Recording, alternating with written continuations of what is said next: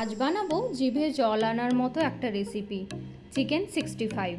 Hello সবাইকে, আমি মাম্পি। চলুন তবে বানিয়ে ফেলি আজকের রেসিপি। প্রথমে আমি এখানে 500 গ্রাম চিকেনকে ভালোভাবে ধুয়ে পরিষ্কার করে নিয়েছি।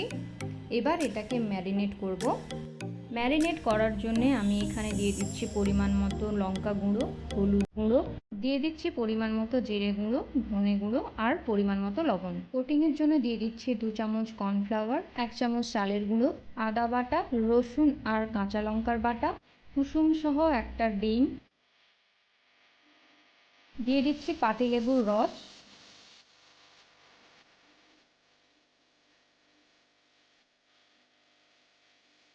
দিয়ে দিচ্ছি চিকেন 65-এর মশলার গুঁড়ো।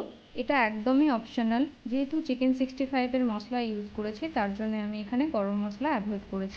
ম্যারিনেটটা করার সময় আমি টক দইও দিয়েছি, কিন্তু ক্ষীরটা এখানে নেই।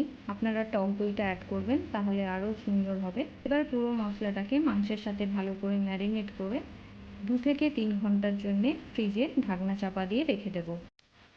ফ্রিজ থেকে বার করার পর মাংসের গা থেকে অনেকটাই জল বেরিয়েছে। এই জলগুলো আমরা ছেঁকে মাংসগুলোকে তুলে নেব। এবার একটা পাত্রে তেল গরম করতে বসাবো। তেলটা ভালোভাবে গরম হয়ে গেলে একে একে মাংসগুলো তেলে ছেড়ে দেব। এই সময় গ্যাসের ফ্লেমটা লো টু মিডিয়াম রাখতে হবে। গ্যাসের ফ্লেমটা একদম বাড়ানো যাবে না, তাতে কি হবে, মাংসের উপরের অংশটা পুড়ে গেলেও ভেতরের অংশটা কিন্তু একদম কাঁচা থেকে যাবে। মাংসগুলোকে এপিট ওপিট ভালোভাবে ভেজে নেব। মাংসটা প্রায় 90% ভাজা হয়ে গেছে। মাংসটাকে আরও 10% ভেজে নিয়ে নামিয়ে নেব।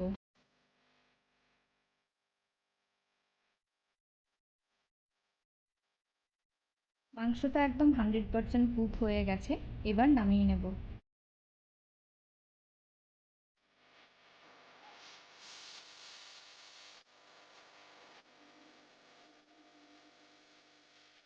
চিকেন 65 একদম তৈরি সার্ভ করার জন্যে। তাহলে আপনারা আর অপেক্ষা না করে খুবই সহজ পদ্ধতিতে বাড়িতেই বানিয়ে ফেলুন আজকের এই রেসিপি। ধন্যবাদ সবাইকে। সবাই ভালো থাকবেন, সুস্থ থাকবেন। দেখা হচ্ছে পরে অন্য কোনো একটা ভিডিওতে।